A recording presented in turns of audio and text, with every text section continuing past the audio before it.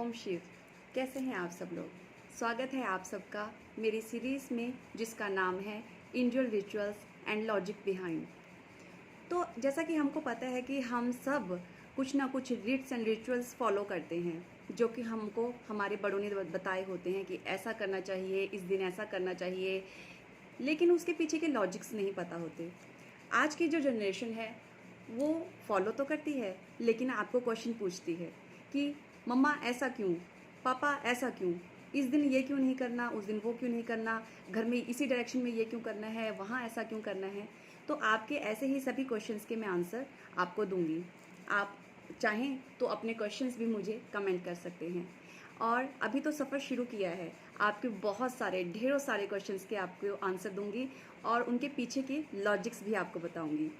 तो चलिए, आज मैं जो आपको वीडियो में बताने जा रही हूँ वो ये कि हमको घर में जो गणेश जी की हम मूर्ति, प्रतिमा या कोई फ़ोटो लेके आते हैं, वो कैसी प्रतिमा लेके आनी चाहिए घर में और उसको लगाना चाहिए। देखिए, गणेश जी के फ़ोटो या प्रतिमा सभी के घरों में होती है अप्रॉक्सीमेट। तो लेकिन हमको ये नहीं मालूम होता कि इसको कैसी प्रतिमा को हमें अपने घर पे लेके आना चाहिए। मैं आपको ये तो बताऊंगी ही कि कैसी प्रतिमा को घर में लेके आना चाहिए, लेकिन जैसा कि मेरी सीरीज़ का नाम है लॉजिक बिहाइंड्स, तो जो भी हमारे जो लॉजिक्स हैं इस चीज़ के पीछे कि ऐसी क्यों, मैं उसका आंसर भी आपको साथ में दूंगी। चलिए, तो हम गणेश जी की प्रतिमा जो भी घर में लेके आते हैं, उसमें आपको ये देखना है कि गणेश जी की सूंड किस तरफ को मुड़ी हुई है, यानी कि ये राइट तरफ मुड़ी हुई है या लेफ्ट तरफ मुड़ी हुई है। देखिए, जो गणेश जी की जो सूंड की मैं बात कर रही हूँ, ट्रंक की जो बात कर रही हूँ, उसके मुड़े होने का क्या अर्थ होता है।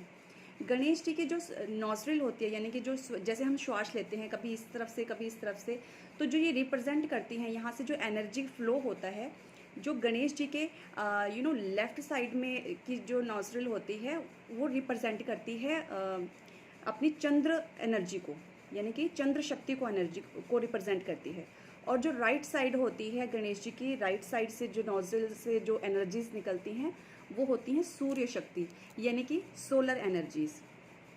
तो हमको ऐसी प्रतिमा घर में रखनी चाहिए जिसमें गणेश जी की सूंड उनकी लेफ्ट साइड में हो, और अगर हम देख रहे हैं तो सामने से हमारी राइट साइड में, हमारे राइट हैंड की तरफ जो सूंड है वो हमको मुड़ी हुई दिखाई देनी चाहिए, यानी कि गणेश जी का लेफ्ट और हम उनको देख रहे हैं तो वो हमारे सामने हुए, वो हमारा राइट हो जाएगा।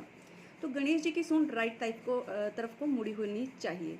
इसका कारण क्या है, जो मैंने अभी आपको बात बताई कि जो एनर्जी का मैंने बताया कि लेफ्ट साइड में जो होती है चंद्र शक्ति रहती है, और लेफ्ट साइड में चंद्र शक्ति रहती है और राइट साइड में रहती है सूर्य शक्ति। ये मैं गणेश जी की तरफ से बात कर रही हूँ कि गणेश जी के लेफ्ट नोजरिल से, ठीक है, लेफ्ट नोजरिल से चंद्र शक्ति का प्रवाह होता है और राइट से सूर्य शक्ति का प्रवाह होता है।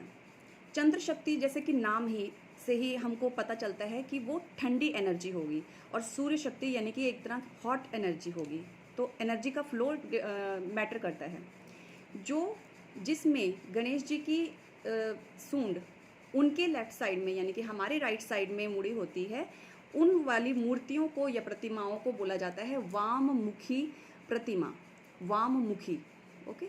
और जो उनकी अगर राइट साइड वाली की तरफ को मुड़ा हो, यानी कि हमारे देखने में लेफ्ट साइड की तरफ उनकी ट्रंक मुड़ी होती है, तो उनको बोला जाता है दक्षिणामुखी प्रतिमा। तो दक्षिणामुखी प्रतिमा जो होती है वो दक्षिण दिशा और यम की दिशा को रिप्रेजेंट करती है। इसलिए अगर हम प्लैनेट की भी बात करें तो वो मंगल प्लैनेट को रिप्रेजेंट करती है। मंगल प्लैनेट अगेन हॉट प्लैनेट है, एंड सोलर एनर्जी का वहाँ प्रभाव होता है, यम की वो दिशा होती है। तो अगर ऐसी प्रतिमा जिसमें उनकी सूंड उनके राइट तरफ मुड़ी हो, तो ऐसी प्रतिमा से जो घर में नेगेटिव माहौल बन सकता है, क्योंकि ये एक हॉट एनर्जी का फ्लो को शो करती हैं, और उनमें से फ्लो भी हॉट एनर्जी यानी कि गर्म शक्तियाँ, नेगेटिव एनर्जीज का फ्लो बाहर निकलेगा। ऐसी प्रतिमाएं जो होती हैं, जो दक्षिणामुखी मूर्तियां होती हैं या प्रतिमा जिसको हम गणेश जी के बोलते हैं, उनको मंदिरों में लगाया जाता है, मंदिरों में स्थापित किया जाता है, क्योंकि वहाँ पर जो एनर्जी का फ्लो होता है वो वास्ट होता है।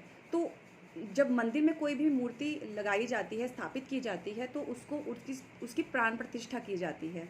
तो वहाँ पर वो एनर्जीज़ अच्छे से काम कर लेती हैं, क्योंकि उनका फ्लो एक ज़्यादा वाला होता है। लेकिन घर में अगर हम ऐसी मूर्तियाँ या प्रतिमा रखते हैं, फ़ोटो रखते हैं, तो उसका फ्लो नेगेटिव वे में काम करता है। तो इसलिए हमको वाम मुखी प्रतिमा लगानी चाहिए, ना कि दक्षिणा मुखी प्रतिमा। तो आई होप ये बात आपको समझ आ गई होगी, और आप भी चेक कीजिएगा आपके घर में जो गणेश जी की मूर्ति है, फोटो है, वो कैसी है। हाँ, एक बात और, मॉडर्न वर्ल्ड में ये चीज़ें इतना मैटर नहीं करती, क्योंकि जो पहले जो शिल्पकार होते थे, उनको शिल्प शास्त्र के अकॉर्डिंग, वो उनके नॉर्म्स के अकॉर्डिंग, उनकी जो भी उनको फॉलो करते थे, वो कि इस तरह से मूर्ति बनानी है, इसकी इस दिशा में ये होना चाहिए, इस दिशा में ये होना चाहिए। तो ये शिल्प शास्त्र के अनुसार काम करते हैं।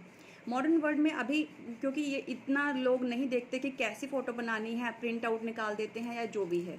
तो लेकिन फिर भी हमको अगर एनर्जीज़ का ध्यान रखना है, अगर हम अपने घर में चाहते हैं प्रॉस्पेरिटी, सुख शांति, और गणेश जी की प्रतिमा हम स्थापित कर रहे हैं या कोई फ़ोटो लगा रहे हैं, तो वो वाममुखी लगाएं, ना कि दक्षिणामुखी। आई होप आपको इस बात की नॉलेज मिल गई होगी, और जिनके लिए ये नई नॉलेज है, प्लीज़ कमेंट करके बताइएगा ज़रूर।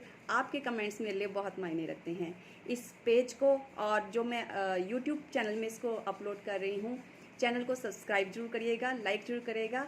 आपके ही जो कोऑपरेशन से मैं आगे बढ़ने की कोशिश कर रही हूँ। कोई भी छोटी मोटी त्रुटियाँ हो तो माफ़ कीजिएगा, और आपसे फिर एक न्यू लॉजिक के साथ मिलूँगी। तब तक के लिए अपना ध्यान रखिए।